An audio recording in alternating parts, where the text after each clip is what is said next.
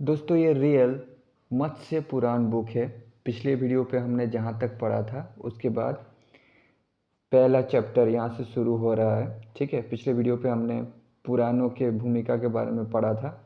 ठीक है, तो रियल रामायण, महाभारत, वेद, पुराण, कामसूत्र, उपनिषद, ये सब बुक अगर आप पढ़ना चाहते हो शुरुआत से तो इस वीडियो के नीचे चैनल के नेम या पिक्चर पे क्लिक करके प्लेलिस्ट में जाइए, या फिर चैनल का नाम कुछ अलग कुछ रोचक को यूट्यूब पे सर्च करके प्लेलिस्ट में जाकर देख सकते हैं। तो पहला चैप्टर मत्स्य पुराण, वे भगवान भव के चरण कमल विघ्नों के नाश करने के लिए होवे। दोस्तों ये इसमें थोड़ा जो लिखा गया है वो थोड़ा अस्पष्ट है क्योंकि बहुत पुराना बुक है इसलिए। ठीक है, लेकिन फिर भी पता चल रहा है, मैं आपको पढ़ के सुना रहा हूँ। विघ्नों के नाश करने के लिए होवे, जिन्होंने अपने परम प्रचंड तांडव नृत्य के आखोट में दिग्गजों अर्थात दिशाओं के अधिपतियों के गजों को भी प्रक्षिप्त कर दिया था, अर्थात उठाकर फेंक दिया था। पाताल लोक से उत्पतनशील जिसके पुच्छ के अभिघात से ऊपर की और ब्रह्मांड के खंडों के व्यतिकर से किए हुए व्यत्यम से मकरों और वस्तियाँ आकर गिरा करती है। मतलब यहाँ पे एक बहुत बड़ी मछली की बात की जा रही है, मत्स्य की बात की जा रही है। ठीक है, जो जब तैरता था उसके पूँछ जब नदी या समुद्र पे पड़ते थे तो उसके जो वेग था उससे सब बड़ी बड़ी चीज़ें आके गिरा करती थी, ऐसा वर्णन किया जा रहा है, आप समझ रहे होंगे। उन्हीं भगवान विष्णु के यानी भगवान के मछली रूप में मत्स्य अवतार में ये समस्त पृथ्वी मंडल व्यंशुमान हो गया है। उनसे मुख से उद्दीरितों की ध्वनि आपकी श्रुतियों की अश्री का अपहरण करे। तो दोस्तों हमने त्रेता युग की कहानी सुनी है, द्वापर युग की भी कहानी सुनी है, लेकिन सतयुग की कहानी हमें मत्स्य पुराण, कुर्म पुराण जैसे पुराणों में ही सुनने को मिलती है। और त्रेता द्वापर युग से बहुत ज़्यादा डिफरेंट, बहुत ज़्यादा स्पेशल था सतयुग, इसलिए उनकी कहानियाँ भी समझने के लिए थोड़ा ज़्यादा दिमाग लगाना पड़ता है। बस इतना ही। भगवान नारायण और नरों में श्रेष्ठ और देवी सरस्वती महामहिम महर्षि वेदव्यास को नमस्कार करके इसके अनंतर भगवान की जय हो ऐसा मुख से उच्चारण करना चाहिए। तो दोस्तों ये बहुत सारे पुराणों और महाभारत में भी लिखा गया है कि नर और नारायण यानी अर्जुन और कृष्ण, सरस्वती और वेदव्यास जी, इन चारों को प्रणाम करके ही कुछ पढ़ना चाहिए, नमस्कार करके पढ़ना चाहिए। यहाँ पे भी वैसे ही लिखा गया है, ऐसा मुख से उच्चारण करना चाहिए जो अजन्माई है वो भी, किंतु क्रिया के योग से नारायण कहे गए हैं। मतलब सब एक ही आत्मा है, लेकिन जिनके कर्म सदैव स्पेशल रहते हैं, कर्म मतलब क्रिया, कर्म के कारण, क्रिया के योग के कारण नारायण कहे गए हैं। उन तीनों गुणों सत्व रज तम से युक्त तीनों साम यजुर और ऋग वेदों वाले भगवान स्वयंभू की सेवा में नमस्कार अर्पित है। एकांत स्थल में समासीन सूत जी से नैमिषारण्य के निवासी करने वाले मुनियों ने अपनी दीर्घ सत्र की अवसान बेला में दीर्घ संगीता के विषय में पूछा था। धर्म से संयुक्त परम ललित पुराणों की कथाओं के प्रवृत्त होने पर सोनक आदि ऋषियों ने बारंबार अभिनंदन किया था। महर्षि ने सूत जी से कहा था, हे अनक, हम लोगों को कृपा करके आपने जो पुराण सुनाए हैं, लोकों के स्वामी भगवान ने इस चराचर संपूर्ण सृष्टि का किस प्रकार से सृजन किया था और किस कारण से भगवान विष्णु ने मछली रूप में या मत्स्य का स्वरूप धारण किया था। भगवान भव की भी भैरव स्वरूपता पूरा ऋतु होना कहा जाया करता है, अर्थात त्रिपुरासुर के हनन करने वाले और भैरव स्वरूप धारण करने वाले भव को कहा करते हैं। किंतु ऐसा कौन सा कारण है जिसके होने से भगवान विषभध्वज प्रभु कपाली हो गए हैं?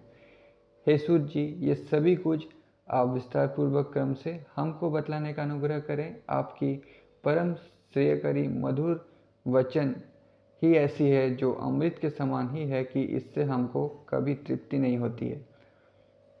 श्री सूत जी ने कहा है, द्विजगण, इस समय मैं परम से परम पुण्यमय आयु की वृद्धि करने वाला और अति पवित्र संपूर्ण मत्स्य पुराण का ही आप लोग स्मरण करिए, श्रवण करिए यानी सुनिए, जिसको भगवान गदाधर ने स्वयं कहा था। प्राचीन काल में मनु नामधारी एक राजा था जो चीर्ण वाला और बहुत ही अधिक तपस्वी था। उसने अपने पुत्र पर समस्त राज्य का भार सौंप कर वो क्षमाकान रविनंदन योग्याभ्यासी हो गया था। मलय देश के एक भाग में वो संपूर्ण आत्मा के गुणों से समृद्ध होकर तथा सुख और दुख दोनों को समान भाव से मानकर वीर उत्तम योग को प्राप्त हो गया था। जिस समय में 110 सहस्र वर्ष व्यतीत हो गए थे, तब वो भगवान कमलासन परम प्रसन्न हो गए थे और इसको वरदान देने वाले बन गए थे। उन्होंने मनु के समीप में साक्षात सम उपस्थित होकर कहा था, जो चाहो वरदान मांग लो। जब राजा ने इस तरह ब्रह्मा जी के द्वारा कहा गया तो उसने पितामह के चरणों में प्रणाम किया था और फिर राजा ने कहा, हे भगवान, मैं आपसे केवल एक ही अत्युत्तम वरदान प्राप्त करना चाहता हूँ। जिस समय में इस संपूर्ण भूतों के समुदाय का तथा समस्त स्थावर और चर सृष्टि का प्रलय काल उपस्थित होगा, उस भीषण समय में मैं सबकी रक्षा करने के कर्म में असमर्थ हो जाऊं। इस वर की याचना को सुनकर विश्वात्मा ने कहा, मतलब समर्थ हो जाऊं। इसे सुनकर विश्वात्मा ने कहा, एवमस्तु, अर्थात ऐसा ही होए। ये कहने के बाद में ही वहीं पर अंतर्हित हो गए थे। उस समय में अंतरिक्ष से देवगण के द्वारा की गई बड़ी भारी पुष्पों की वर्षा होने लगी थी। इसके अनंतर किसी समय में वो मनु आश्रम में अपने पितृगण के लिए तर्पण कर रहे थे, तो उनके हाथों में एक मछली जल के साफ ही आ गई थी। उस दयालु महीपति ने उस सफरी यानी मछली के स्वरूप को देखकर उसी की रक्षा करने का यत्न किया था और उसने उसे करकोदर में रख दिया था। एक ही अर्थ रात्रि के समय में वो 16 अंगुल के विस्तार वाला हो गया था और वो मत्स्य रूप से संपन्न होकर उस राजा से मेरी रक्षा करो ये बोला। उस राजा ने उस जलचारी को लेकर एक मानिक में डाल दिया था। वहाँ पर भी वो एक रात्रि में 3 हाथ का होकर बढ़ गया था। उस मत्स्य ने फिर उस सूर्य के पुत्र नृपति से बड़े ही अंतर्नाद में कहा था कि मेरी रक्षा करो, मैं तो इस समय में आपकी शरणागति में आ गया हूँ। इसके पश्चात उस रवि के पुत्र राजा ने उस मत्स्य को कुएं में डाल दिया था। वो जब मत्स्य कुएं में भी नहीं समाया था तो उस मत्स्य को एक सरोवर में प्रक्षिप्त कर दिया था, पर भी वो बहुत बड़ा होकर 1 योजन के विस्तार वाला हो गया था। और वहाँ पर भी वो फिर अधिक दिन होकर राजा से बोला था, हे नृपश्रेष्ठ, मेरी रक्षा करो। इसके अनंतर उस मनु के द्वारा वो गंगा में प्रक्षिप्त कर दिया गया था, किंतु वो वहाँ पर भी बढ़ गया था। ऐसा जिस समय में देखा तो उसी समय में राजा ने उस मत्स्य को समुद्र में डाल दिया था। जब वो संपूर्ण समुद्र में व्याप्त होकर सम उपस्थित हो गया था तो उस राजा मनु ने अत्यंत भयभीत होकर उससे बोला था, तुम असुरेतर कौन हो? अथवा आप साक्षात भगवान वसुदेव ही हैं? अन्य इस प्रकार का किस तरह हो सकता है? आपका यह शरीर का आकार अत्युत विस्तृति योजन वाला हो गया है। हे केशव, मैं अब भली भांति जान गया हूँ कि आप इस विशाल मत्स्य के स्वरूप में समुस्थित होकर मुझे खेद दे रहे हैं। हे हसिकेश, हे जगत के स्वामिन, हे जगद्धाम, आपकी सेवा में मेरा प्रणाम समर्पित है। इस प्रकार से राजा ने जब मत्स्य से निवेदन किया तो उस समय मैं मत्स्य स्वरूप को धारण करने वाले भगवान जनार्दन ने कहा, बहुत अच्छा हे अनक, तुमने मुझको अच्छी तरह से पहचान लिया है। हे मेदिनी के स्वामिन, आप बहुत ही थोड़े से समय में ये पृथ्वी जल से मग्न हो जाएगी, जिसमें ये समस्त पर्वत वन और कानन सभी इस मेदिनी के साथ जल में डूब जाएंगे। हे महीपते, ये नौका समस्त देवों के निकाय में निर्मित हुई और महान जीवों के निकाय की रक्षा के लिए ही इसका निर्माण उत्तम है। हे सुब्रत, जो भी स्वदेश, अंडज, जरायुज और उद्दीभट जीव हैं, उन सब अनाथों को इसी नौका में रखकर आप उनकी रक्षा कीजिएगा। जिस समय में युगांत की वायु से अभिहत ये नौका होवे, तब हे नृप, हे राजेंद्र, इसको मैं सिंह से संयमित कर देना। मतलब नौका को रस्सी में बांधकर उस रस्सी को मेरे सिंह से बांध देना। हे पृथ्वीपते, इसके बाद जिस समय में समस्त स्थावर और चर के लय का अंत हो, उस वक्त आप ही इस संपूर्ण जगत के प्रजापति होंगे। इस प्रकार से सतयुग के आदि काल में, यानी सतयुग मतलब जब शुरू हो रहा था उस समय, सतयुग के आदिकाल में सर्वज्ञ और कीर्तिमान नृप और देवों के द्वारा पूज्य मनवंतर का भी अदीप होगा। मत्स्य मनु संवाद। श्री सूत जी ने कहा, उस मछली रूपी भगवान यानी मत्स्य अवतारी भगवान के द्वारा इस प्रकार कहे जाने पर राजा मनु ने मधुसूदन प्रभु से पूछा था, हे भगवान, ये तो इतनी जो बड़ी मछली है उसको देखकर तो कोई भी भगवान मान लेगा उसको, ठीक है, इसीलिए भगवान कहा गया है। ये अंतर्क्षय कितने वर्षों में होगा? हे मधुसूदन, हे नाथ, इन जीवों की रक्षा किस प्रकार से करूँगा? फिर आपके साथ में मेरा योग कैसे होगा? मत्स्य भगवान ने कहा, आज ही से लेकर इस महितल में अनावृष्टि वर्षा का अभाव होगी। जिस समय तक साग्र 100 वर्ष होंगे, तब तक यहाँ पर परम अशुभ का देने वाला अकाल हो जाएगा।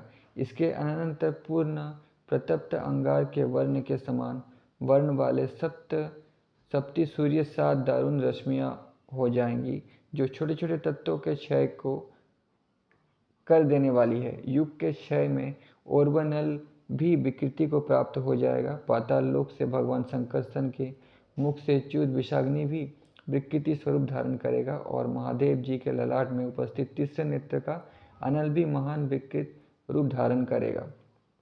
माँ मुनि, इन तीनों लोकों को निधा करते हुए परम शोभ को प्राप्त हो जाएगा। इस तरह से यह संपूर्ण पृथ्वी दग्ध करके जिस समय में भस्म के सदस्य हो जाएगी, उस समय में हे परंतप, यह समस्त आकाश मंडल उष्मा से एकदम तप्त हो जाएगा। इसके अनंतर देवगण और नक्षत्रों के सहित यह संपूर्ण जगत संशय को प्राप्त हो जाएगा।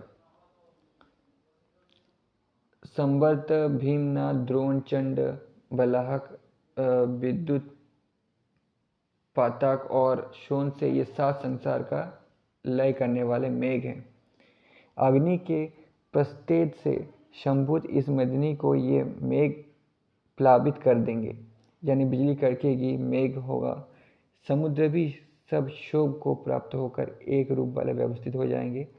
ये त्रिलोक ही संपूर्ण को एक सागर में कर देंगे, अर्थात चारों ओर त्रिलोक्य में समुद्र के अतिरिक्त अन्य कुछ भी दिखाई नहीं देगा।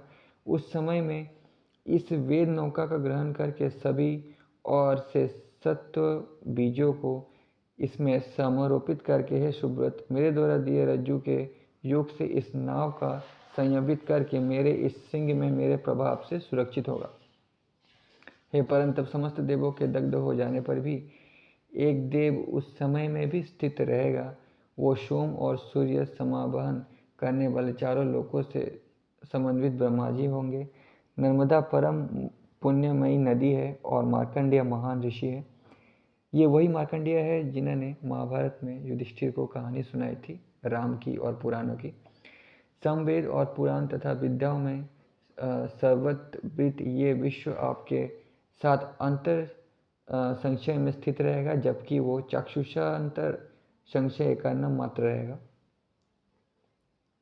हे महीपते, आपके स्वर्ग के आद्रिकाल में मैं वेदों को प्रवृत्त करूँगा। इतना कहकर वो भगवान वहीं से चला गया पानी के अंदर, यानी अंतर्ध्यान हो गए।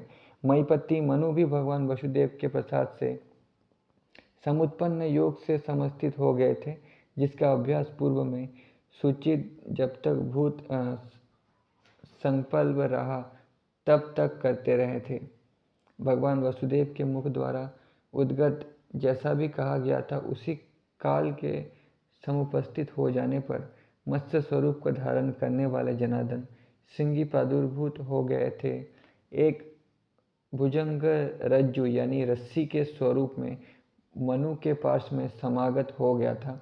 धर्म के वेत्ता उस मनु ने समस्त भूतों का समाकर्षित करके योग के द्वारा समारोपित कर दिया था। उस नौका को भुजंग की रज्जु से मत्स्य के सिंग में योजित कर दिया था, यानी नौका को रस्सी से बांधकर उस मछली के सिंग में बांध दिया था। फिर भगवान जनार्दन की सेवा में प्राणिपात करके उस नौका के ऊपर स्वयं उपस्थित हो गया था।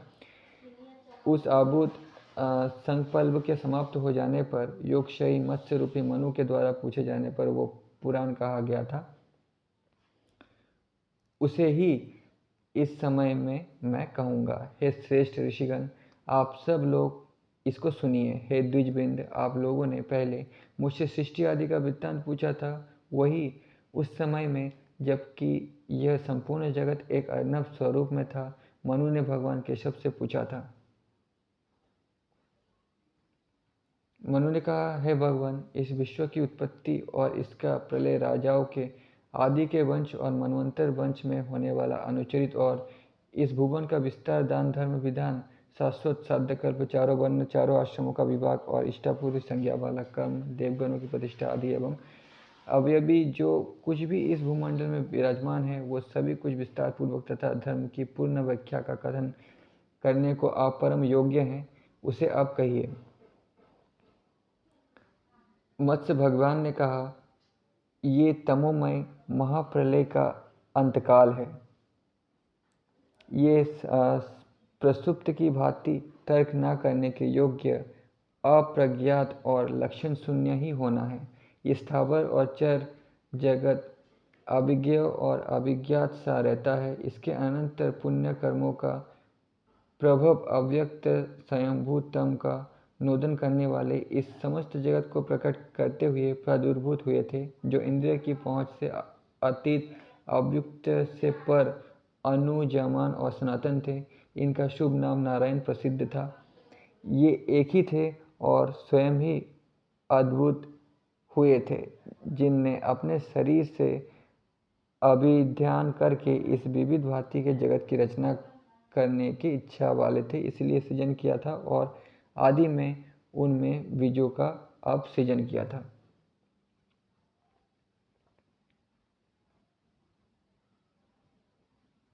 तो दोस्तों, वीडियो बहुत बड़ा हो गया, यहाँ से हम लोग नेक्स्ट वीडियो पे पढ़ेंगे। ठीक है, तब तक के लिए धन्यवाद।